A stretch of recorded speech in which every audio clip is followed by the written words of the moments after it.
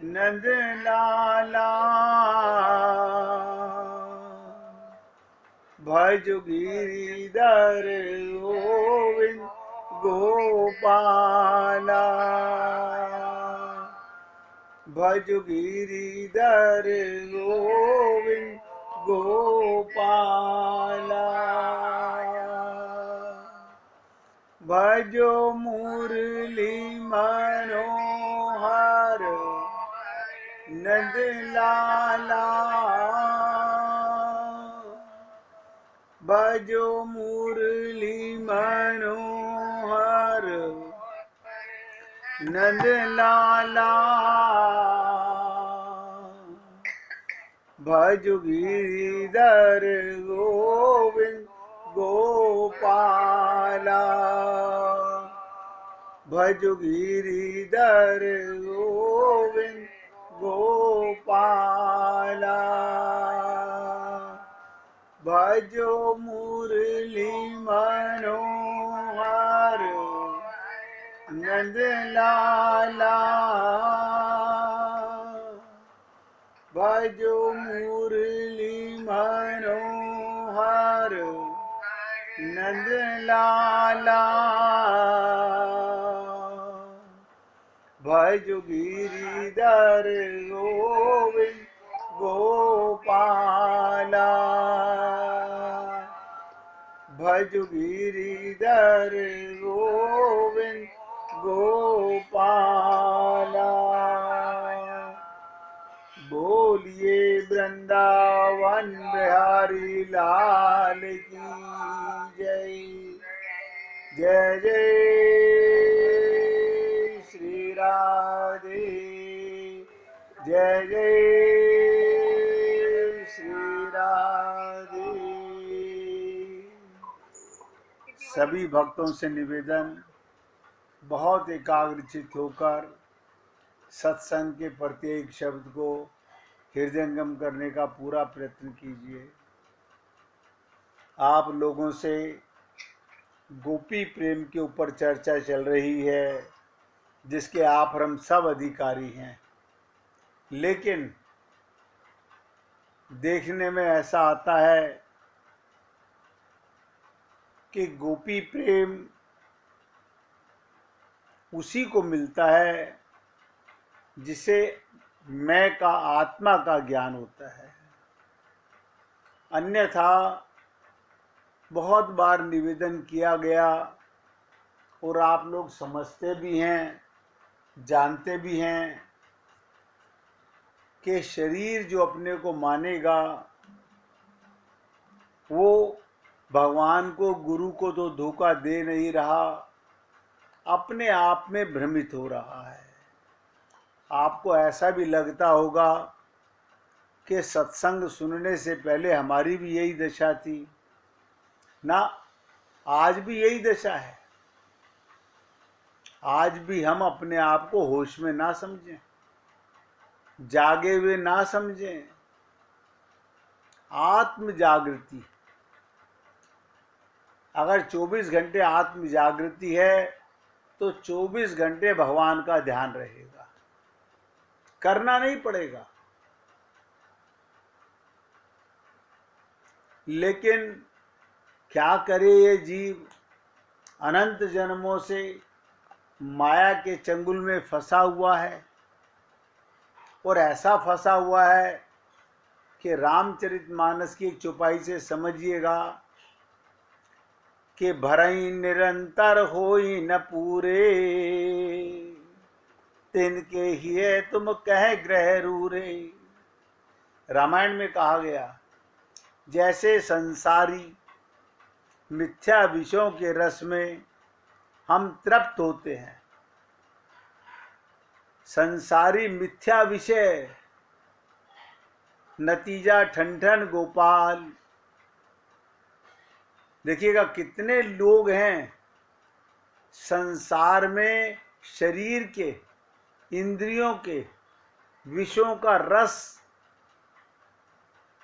पाने के लिए हम तृप्त होते हैं और प्यास बढ़ती जाती है। हमारी यही स्थिति हर जन्म में रही है। मिला कुछ भी नहीं। ये तो आप लोग समझते हैं कि मैं उस तरफ जा रहा हूं जहां अंधकार ही अंधकार है, जहां केवल स्वप्न का भ्रम है, अज्ञानता का भ्रम है। संभलना भी हमको है, जागना भी हमको है, होश में आना भी हमको है। जैसे जीव शरीर मानकर संसार के विषयों में लिप्त रहता है, ऐसे ही स्पिरिचुअल दिव्य प्रेम। राजकुमार जी फोन की आवाज बंद कीजिए अपने। ऐसे ही स्पिरिचुअल दिव्य प्रेम में भी हमारी प्यास बढ़ती जाती है। ऐसा ना समझें कि शरीर की तरफ ही प्यास बढ़ती है, शरीर के विषयों में ही प्यास बढ़ती है, शरीर के रिश्तेदारों में ही प्यास बढ़ती है। आत्मज्ञान होते ही भगवत प्रेम में वहां भी प्यास बढ़ती जाती है। दो ही तो मार्ग हैं, एक माया का और एक भगवान का। चलने वाले हम, कोई तीसरा मार्ग है ही नहीं। एक में हम फंसे हुए हैं, पाना चाहते हैं राम रस, भगवत प्रेम, फंसे हुए संसार में है। अब मन तो माया में जा रहा है और पाना चाहते हैं भगवान का रस। ये कैसे मिलेगा?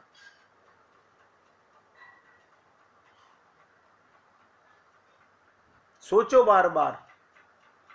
हमारे संसार के प्यासे और परमार्थिक प्यासे रसिक लोग, एक वो जो माया की तरफ भाग रहा है, एक वो जो संत महात्मा और भक्तों की तरफ भाग रहा है, भगवान की तरफ भाग रहा है। इनके बीच में एक सीट है, बहुत गहराई से समझिएगा। इनके बीच में एक सीट है। क्या मतलब? परमहंसों की। उनकी प्यास बुझ जाती है, ना संसार की प्यास उनकी रहती है और ना उधर वाली रहती है। वो बीच के क्लास के हैं।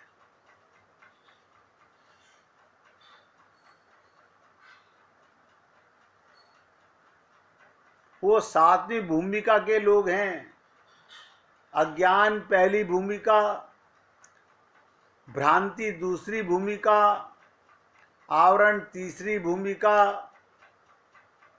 परोक्ष ज्ञान चौथी भूमिका, अप्रोक्ष ज्ञान पांचवी भूमिका, दुख निवृत्ति छठी भूमिका, अतृप्ति सातवीं भूमिका।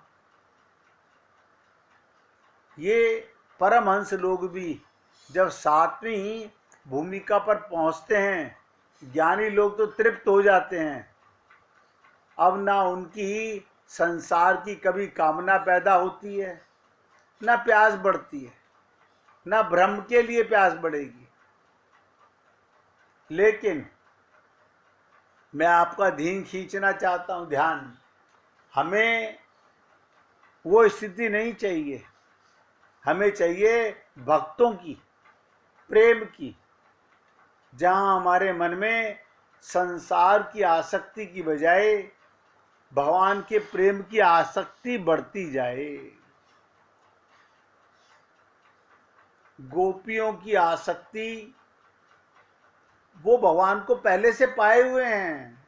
वो तो लीला करने भगवान के पास में आई हैं। उनको तो भगवान ने अनंत जन्मों में जो भगवत प्राप्ति कर चुकी थी, उनसे प्रॉमिस किया हुआ था कि जब मैं पृथ्वी पर अवतार लेकर आऊंगा तो तुम सबको वहां पर अपना प्रेम रस पिलाने के लिए बुलाऊंगा। ये भक्त लोग हैं। इसलिए चिंता ना कीजिए कि हमको सुख नहीं मिलेगा। बस इतनी सी बात ध्यान रखिए कि निष्काम भक्ति सबसे अच्छी है। भक्ति माने प्रेम, निष्काम प्रेम। किसी कामना से किया गया प्रेम वो सकाम होता है। उनमें सुख तो मिलता है। अनंत कोटि सकाम भक्ति का रस निष्काम प्रेम पर न्योछावर हो जाता है। इसलिए और सब बातें तो आप जानते मानते हैं अपने अपने परसेंट के हिसाब से, लेकिन इस पॉइंट पर विशेष ध्यान दीजिए कि गोपियों ने ये जो भगवान का प्रेम रस पाया, ऐसा क्या किया था इन्होंने?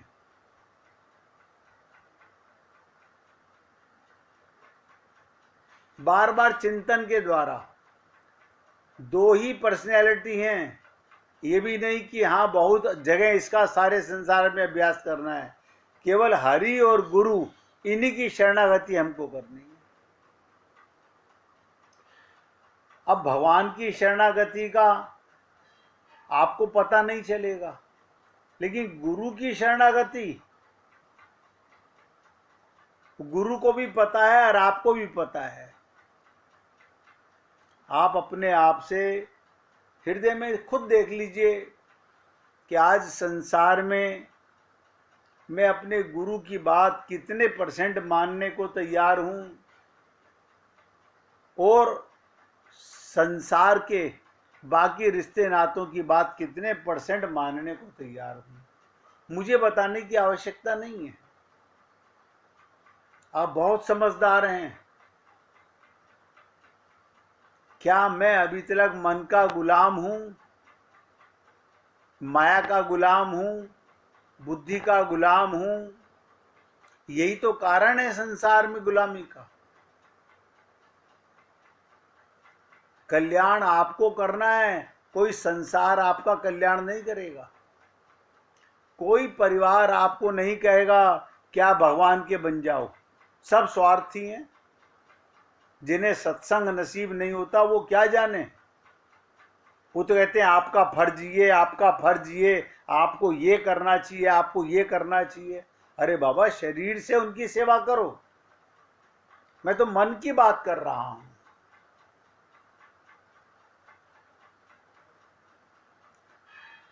कितना सरल माध्यम से आपको बताने का प्रयत्न किया गया कि शरणागति का मतलब क्या होता है। पूरी ताकत लगा के समझिए, बहुत सरल माध्यम है।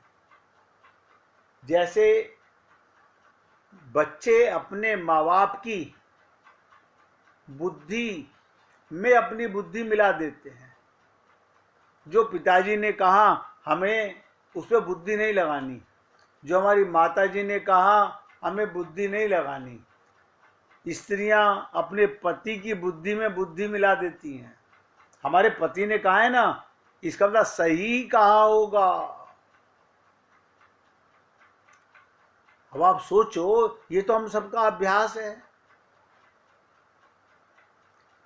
लेकिन क्या हमने अपनी बुद्धि को अपने गुरु की बुद्धि से जोड़ा है कभी? सुनने से बात नहीं बनेगी, जोड़ने से बात बनेगी। इसी को शरणागति कहते हैं। जैसा मेरे गुरु ने कहा, अब सर फूटे या माथा, मैंने तेरी राह पकड़ ली। लेकिन हम ऐसा नहीं करते। मीरा ने किया, सूरदास जी ने किया, तुलसीदास जी ने किया, अनंत संत महात्माओं ने किया।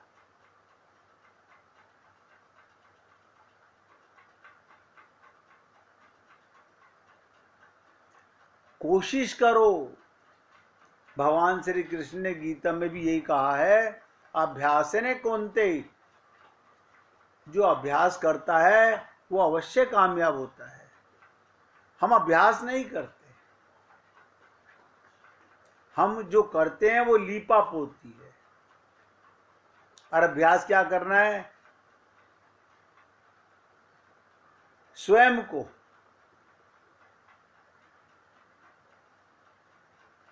दूसरों को, इस संसार को, भगवान को हमेशा अपने गुरु की बुद्धि में अपनी बुद्धि को जोड़कर देखने का अभ्यास करें। आपको पता चल जाएगा। जैसे कितने अकड़ के कहते हैं हमारे पिताजी ने कहा है, उनकी बात नहीं मानेंगे। हमारे पति देव ने कहा है, उनकी बात नहीं मानेंगे। हमारा बेटा कह रहा है, क्या हम उसकी बात नहीं मानेंगे? ऐसे कभी सोचिएगा, ये सब तो स्वार्थ के लिए कहते हैं। तो गुरु परमार्थ के लिए कहता है। बहुत ध्यान से सुनो, परमार्थ। तो गुरु की बात मानने से आपका परम कल्याण होता है।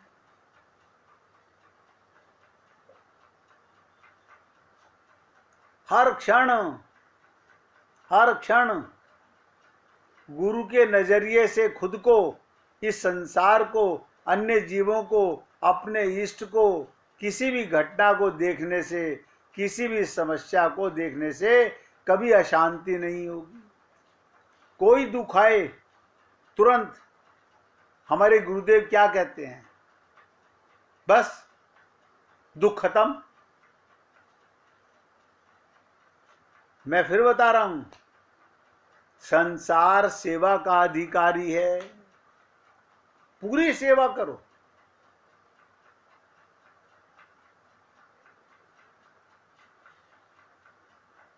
कभी अशांति आएगी ही नहीं, दुख नहीं होगा, हमेशा आनंद का अनुभव होगा। हर समस्या का समाधान अपने आप मिलने लगेगा। आप बताओ, क्या 24 घंटे हर बात के लिए गुरु के पास जाएंगे पूछने के लिए? नहीं। गुरु का ध्यान करो कि मेरे गुरुदेव क्या चाहते हैं, मुझे क्या करना चाहिए, तुरंत जवाब अंदर से आएगा। केवल व्यवहार करना है, सेवा करनी है। इसीलिए निराशा हमेशा के लिए मिट जाएगी, मुश्किलों का अपने आप हल हो जाएगा। आप बताइए, गुरु के द्वारा दिया गया तत्व ज्ञान, सिद्धांत ज्ञान, ये तो गुरु की बुद्धि है। कितना बड़ा भी कष्ट आवे सांसारिक, आत्मा मानोगे तो कष्ट महसूस नहीं होगा। शरीर बीमार है, आप बताइए, अगर आपके शरीर को डॉक्टर की रिपोर्ट आई कि आपको कैंसर है, अब आप घबरा जाएं, इसका मतलब आप अपने को आत्मा मानते ही नहीं, आपको तत्व ज्ञान नहीं है, आप अभी गुरु की शरणागति में नहीं है। क्या जिसका कैंसर होगा वो ही मरेगा, बाकी लोग नहीं मरेंगे? ये सोचो, ये कैंसर तो शरीर को हुआ है, मुझे थोड़ी कैंसर है। भगवत प्राप्ति तो आत्मा को करनी है। बल्कि आपको तो जब पता चले कि मेरे शरीर में रोग हैं, ये भी भगवान का निमंत्रण चिट्ठियां हैं कि देख, तेरे पास समय बहुत कम बचा है। हम लोग पहले शरीर को स्वस्थ करने में लग जाते हैं, उस अपने लक्ष्य को भूल जाते हैं।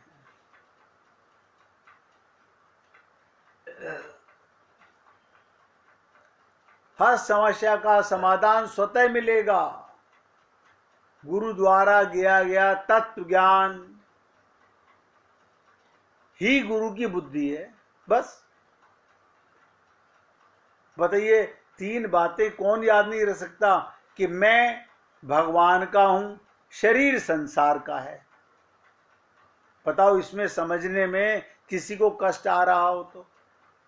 मैं अजन्मा हूं, शरीर का जन्म हुआ है। जिसका जन्म होता है उसकी मृत्यु होती है। मैं अजन्मा भी हूं, अमर भी हूं, और अविनाशी भी हूं, और सहज सुख राशि भी हूं। कमाल हो गया।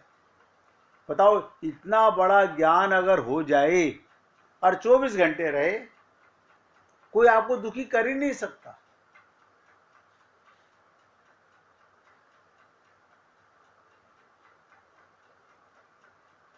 जिस समय सिकंदर पूरे विश्व में फतह करके पताका अपनी लहराकर भारतवर्ष से जा रहा था, तो उसके मुस्लिम गुरुओं ने कहा था कि हिंदुओं के किसी गुरु को जरूर लेके आना अपने साथ।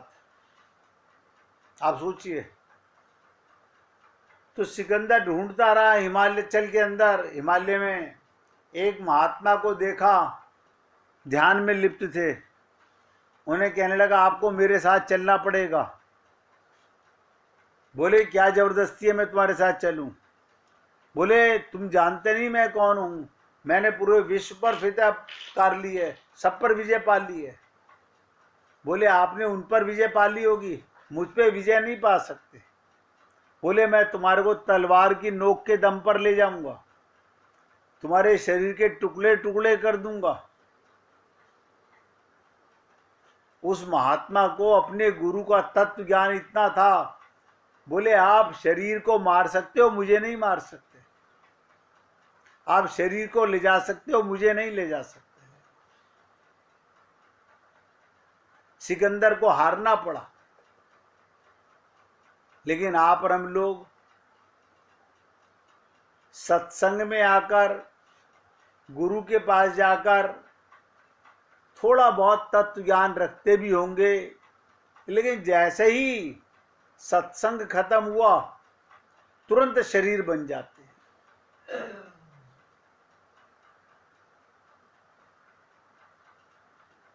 इसलिए हमेशा इसी दृष्टि से युक्त रहना हर क्षण कि मेरी बुद्धि गुरु की बुद्धि में मिली हुई है, मैं वही करूँगा जो मेरे गुरु चाहते हैं।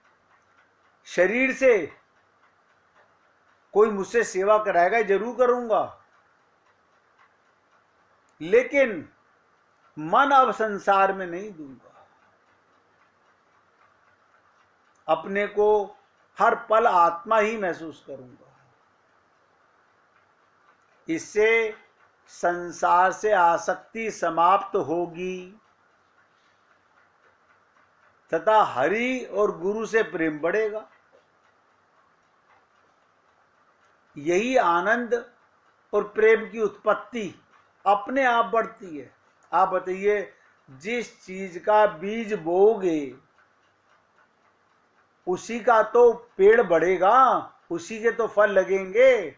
ऐसे कैसे हो सकता है आप करेला बो और जामुन लग जाए, आप जामुन बो और आम लग जाए? आप अपने हृदय में संबंध तो परमात्मा का ना बसा के संसार का बसा रहे हो, तो बीज तो संसार का बो रहे हो।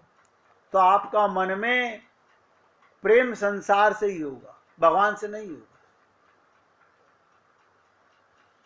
इसलिए मैंने कहा आनंद और प्रेम की उत्पत्ति हृदय में स्वतः होगी। चिंतन ही तो बीजारोपण है। हम जितना संसार का चिंतन करते हैं, संसार के सुख का चिंतन करते हैं, उतने हम फंसते चले जाते हैं। इसलिए हे पुण्य आत्माओं, भगवत प्राप्ति किसी जन्म में भी कठिन नहीं थी, आज भी कठिन नहीं है।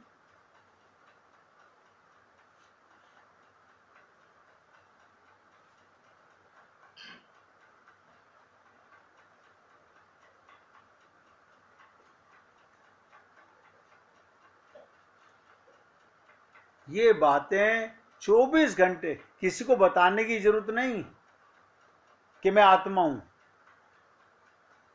आपको ज्ञान हो गया,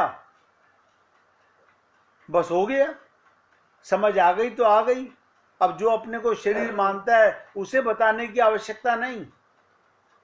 कोई आपसे पूछना चाहता हो कि आपको भगवत प्रेम कैसे मिला, आपका मन संसार से कैसे हटने लगा, आपका मन हरि गुरु में कैसे लगने लगा, तो जरूर बताओ। प्यासे को पानी पिलाओगे तो उसे अच्छा लगेगा। जिसकी इच्छा ही ना हो संसार भगवान के प्रेम की, उसे पिलाने का कोई लाभ नहीं।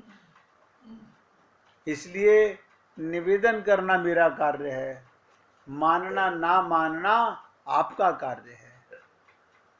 1 मिनट भगवान का कीर्तन करेंगे, उसके आगे आगे चर्चा करते हैं। हरे कृष्ण